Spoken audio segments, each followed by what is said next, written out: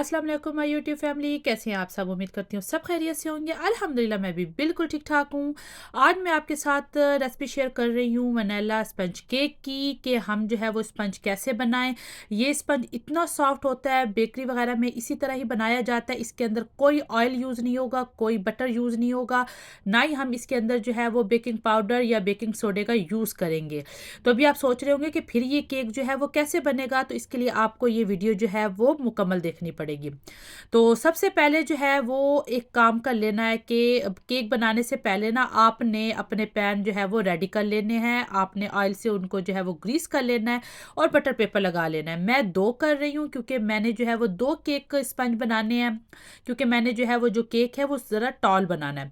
उसके बाद आपने क्या काम करना है कि ओवन को भी प्री हीट होने के लिए स्टार्ट कर देना है। तो आपने जो है वो ये देखें रॉड जो है वो ऑन कर लेनी है। उसके बाद यहाँ पे आपको कोई निशान नज़र नहीं आ रहा होगा, ये देखें, लेकिन जैसे ही आप इसको ऑन करेंगे हमने इसको बेक करना है 180 पे। तो हम इसको प्री हीट भी 180 पे ही करेंगे। तो अभी आपको यहाँ पे देखें कि एक निशान नज़र आ रहा है। जब ये निशान हट जाएगा इट्स मीन कि आपका ओवन प्री हीट हो चुका है, अभी आप बेक कर सकते हैं। तो चले चलते हैं, आप केक स्टार्ट करते हैं। यहाँ पे जो है वो मैंने 6 अंडे लिए हैं और उसकी जो है वो एग वाइट को अलग कर लिया है और एग योक को अलग कर लिया है। अच्छा, ज़रूरी नहीं कि आप भी जो है वो 6 अंडे लें। आपने जितना केक बनाना है उस हिसाब से आप अंडे लेंगे। तो अंडों की क्वांटिटी ये होती है कि एक अंडा आपने लेना है तो उसके साथ जो है वो 25 ग्राम चीनी और 25 ग्राम मैदा लेना है, ठीक है। अगर आप 2 अंडों का केक बना रहे हैं तो आपने 50 ग्राम चीनी और 50 ग्राम मैदा लेना है। इस तरह जिस तरह आप केक बनाएंगे और आप अंडों की जो है वो क्वांटिटी ज़्यादा करेंगे तो आपने मैदे और चीनी की क्वांटिटी भी ज़्यादा करते जाना है। ये अब आप पे डिपेंड करता है। तो एग वाइट को जो है वो अलग हम बीट कर रहे हैं। जो हम बेकिंग सोडा और बेकिंग पाउडर इसलिए ही यूज़ नहीं करें क्योंकि जब आप एग वाइट को चीनी के साथ यूज़ करते हैं तो ये वही काम करती है जो कि बेकिंग पाउडर काम करता है। तो इसलिए जब भी आप एग वाइट को अलग से बीट करेंगे तो आप जो है वो कोई बेकिंग सोडा पाउडर वगैरह कुछ यूज़ नहीं करेंगे।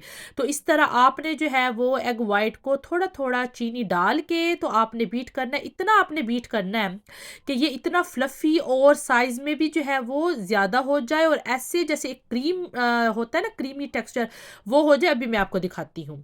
ये देखें, आपको ये लग रहा है कि ये एग वाइट है, ये ऐसे लग रहा है जैसे क्रीम हो। तो ये तो अब हमारा रेडी हो चुका है। तो अब इसके बाद हमने क्या करना है, हमने जो है वो वनीला एसेंस डालना है। वो भी आपने अपनी क्वांटिटी के हिसाब से डालना है। क्योंकि मैं 2 केक बना रही हूँ तो मैं 1 टेबल स्पून डाल रही हूँ।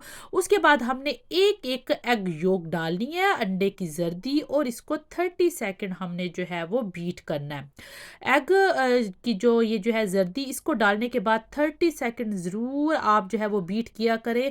इससे जो है वो आपका केक फ्लफ़ी भी बनता है और अंडे की स्मेल नहीं आती आपके केक में से।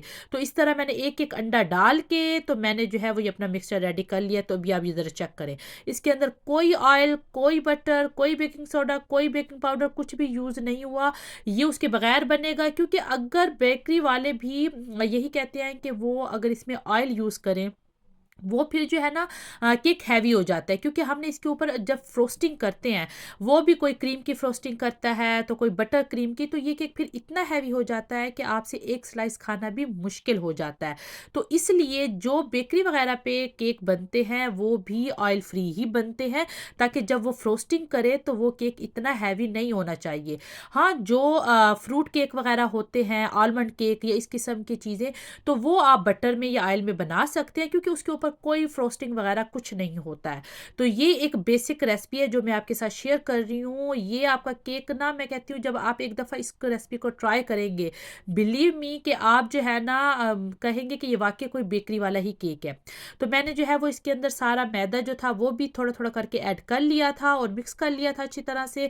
अब मैंने एक स्केल ले लिया और इसके ऊपर मैं अपना जो है वो केक का जो टिन है वो रख रही हूँ और इसको जो है वो मैं वेट करके डाल रही हूँ मिक्सचर। वो इसलिए इसलिए क्योंकि मैं 2 केक बना रही हूँ, तो मुझे जो है वो दोनों एक ही वेट के केक चाहिए। ये नहीं कि एक में तो ज़्यादा मैं मिक्सचर डाल लूँ, तो एक में कम डाल लूँ, तो इसलिए जो है वो मैं स्केल पे इनका जो है वो वेट करके डाल रही हूँ। तो आपने अगर एक बनाना है तो इसकी आपको ज़रूरत नहीं है, आप तो अपना वही जो है वो सारा मिक्सर उसके अंदर डाल दीजिएगा।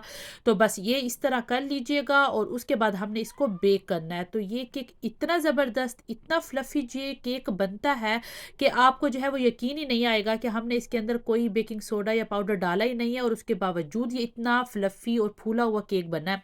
आपने इसको एक-एक दफ़ा जो है वो इस तरह टैप-टैप कर लेना है और उसके बाद हमारा ओवन जो है वो प्रीहीट हो चुका है। तो अब हम जो है वो इसको ओवन के अंदर रख देंगे और हमने इसको बेक करना है प्रीहीट ओवन पे 180 पे। हमने इसको 25 मिनट के लिए बेक करना है। लेकिन ये केक जो है वो हमेशा मेरे 25 मिनट से पहले ही रेडी हो जाते हैं। लेकिन कम से कम आपने जो है वो 25 मिनट ज़रूर इन केक को देना है। तो 20 मिनट के बाद या 22 मिनट के बाद ना हम इनको दोबारा ज़रा चेक कर लेंगे कि क्या हमें जो है वो और टाइम इनको देना है या नहीं देना। तो मैं आपसे जो है वो 20 से 22 मिनट के बाद आपसे मिलती हूँ।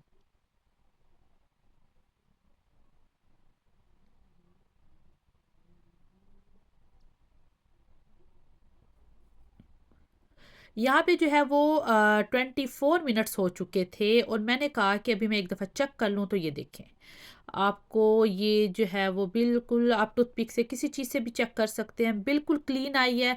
इट्स मीन्स कि हमारे केक रेडी हो चुके हैं। तो अब हम इनको ओवन से निकाल लेते हैं। अभी ओवन से मैंने इनको निकाल लिया और ये बहुत गर्म है, तो आपको दिखाने के लिए ही मैं इनको पैन से निकाल रही हूँ कि मैं ज़रा आपको शो करा लूँ कि ये कितने जो है वो सॉफ्ट केक बने हैं। तो सॉफ्ट केक की यही पहचान होती है कि जितना सॉफ्ट केक होता है ना, उसके उतने क्रम्स आपको नज़र आएँगे। ये आप देख रहे हैं ना कि कितने क्रम्स इसके गिर रहे हैं और ये देखिए कितना सॉफ्ट है। चेक करें ज़रा आप। कोई ऑयल इसके अंदर हमने यूज़ नहीं किया, तो उसके बावजूद हमारा केक इतना सॉफ्ट है। अभी ये बहुत गर्म है, तो मैं इसकी कटिंग अभी बिल्कुल भी नहीं करूँगी। हमेशा केक जब बिल्कुल ठंडे हो जाएँ, रूम टेम्परेचर पे आ जाएँ, तब जाके आप उसकी कटिंग किया करें, वरना केक जो है वो टूट जाते हैं।